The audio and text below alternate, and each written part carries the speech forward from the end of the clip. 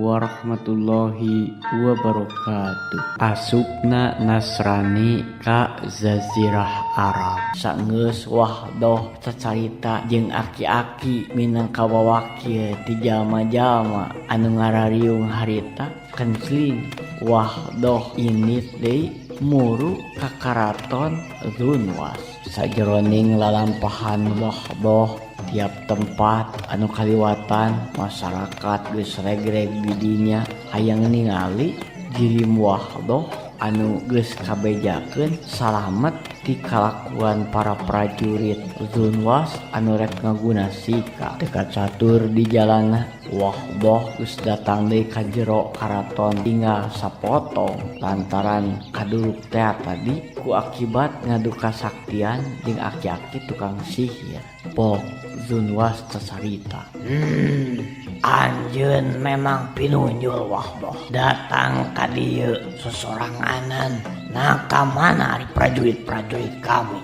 Raja Dzunwas, prajurit-prajurit anjeun geus hancur ngemasing pati tu manekaning perlaya jadi tumbal gunung kapur di beh ditu. Kurang ajar, anjeun geus kalewatan memeti tukang sihir anu dipateni ku anjeun. Ayeuna geus puluhan prajurit kami anu leungit. Rasakeun hukuman anu baris tumiba ka anjeun saterusna wahdoh.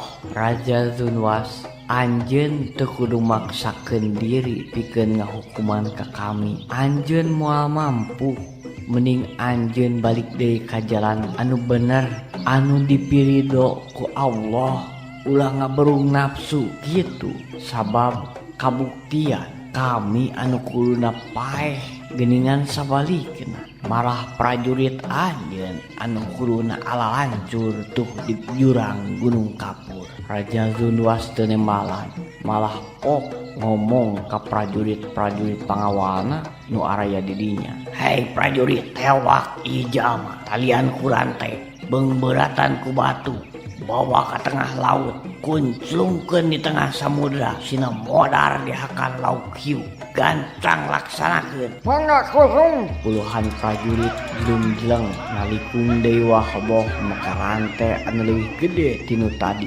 sarta teu tatapasini deui turdu wahdoh digusur di talian deui kana kuda. Masyarakat anu nyakseni di alun-alun teu wudu cing kalcreng cing areureum cing alalah ningali kaayaan wahdoh anu sakitu dikhawatirkeunana. Pamadegan masyarakat geus mulai goncang. Sabagian masyarakat geus cik bisa cawis. Ece mah lamun ayeuna jang wahdoh salamet deui ece mari kilah wae ka agama Nasrani. Nini oge geus ningali kana kasaktianana wahdoh lamun ayeuna salamet dina galakna samudra jeung ganggasna laut hiu wahdoh datang di kalayan sehat walafiat. Nini rek asup agama Nasrani. Oge kayak gitu sigana bener agama anu dibawa ku wahdoh agama nu bener da moal mungkin manehna bisa salamet. Prajurit-prajurit Dzunwas anu sakitu galalak jeung barang ngasanana bisa diungkulan urang saksian ku salarea. Mohon aki ayeuna mah hayu urang tingali we ka sisi laut. Masyarakat Yaman harita pring deui nutur-nutur abringan prajurit muru ka sisi laut. Sadatangna ka sisi laut wahdoh dipindahkeun tina kuda kana kapal perang angkatan laut Dzunwas. Ombak laut anu segede-gede leuwit pasusul-susul ngagikila ka jalma anu aya di lebah dinya. Ngadadak angin oge narikan henteu saperti tadi angin lelat. Kapal geus maju ka tengah lautan bawa sarombongan prajurit anu keur mawa bebandan.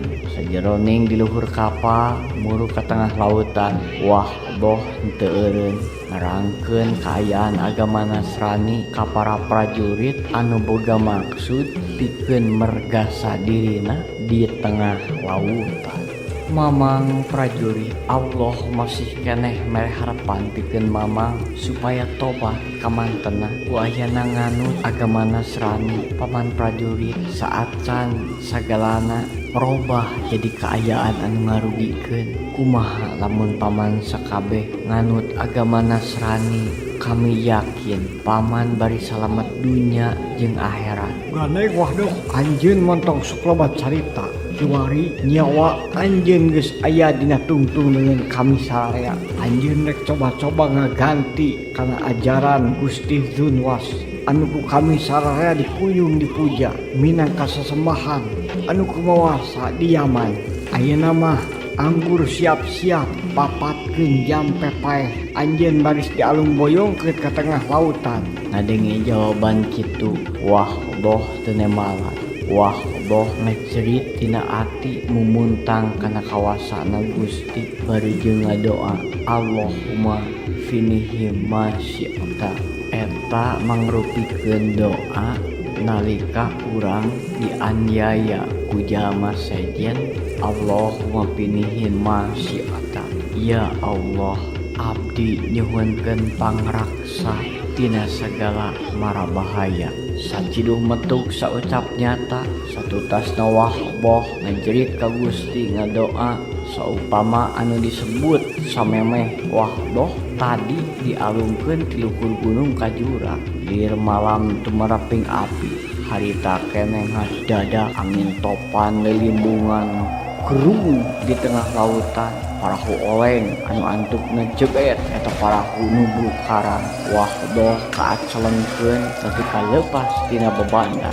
Sakuat tenaga wahdoh ngojay ka sisi laut bari jeung tetep hatena manteng mumuntang ka karsana Allah. Jauh ke burung cunduk anggang ke burung datang. Antukna wahdoh tepi ka basisir sarta celegedeg nangtu. Geuh masyarakat anu nyakseni di basisir surak amal-amalan ningali kaayaan wahdoh anu nangtung awakna kakeum keneh ku cai tapi henteu ceceh henteu boncel. Nya cek abdi oge Kang Wahdoh teh salamet. Bener Nyai, Wahdoh teh bener-bener salamet. Nih ayeuna geus semua pindah pileumpangan. Bener sesembahan urang teh lain Zunwas, tapi Allah anu ajaranana dibawa ku Wahdoh bener. Ulah jang wahdoh geuningan geus disalametkeun deui nya ku Allah. Laras mang alhamdulillah abdi tos disalametkeun deui. Ari ayeuna ujang bade ka mana? Kuring ayeuna bade murud deui ka karaton hayang nyaksian kumaha ketak Zunwas saterusna jeung kuring masih keneh boga harapan mudah-mudahan hate Zunwas dileuleskeun ku ayeuna panggeuing ti Allah ngaliwatan deui abdi. Nya atuh mang mah ukur bisa ngedoakeun jeung nyakseni mudah-mudahan ujang aya dina kasalametan. Guaran dina waktos ayeuna urang cekapkeun sakieu heula mugi bae sasiereun sabeuneureun sing aya pulunganana khusus kanggo pun emang umum kanggo palawargi anu parantos ngimeutan ieu rekaman ti awal dugi ka akhir. Urang teuneun dihandelem hieum tuna dihanyuang siang paranti nyokot ninggalkeun mangsa datang samper deui bobot sapanon carang sapakan ngeda agung cukup lumur jembar hapunten Robbi tu billahi robba wabil islami dina wabil muhammadin nabiyan wa rasulah. Rabbana atina bidunya hasanah wa bil akhirati hasanah wa qina adzabannar. Wassalamualaikum warahmatullahi wabarakatuh.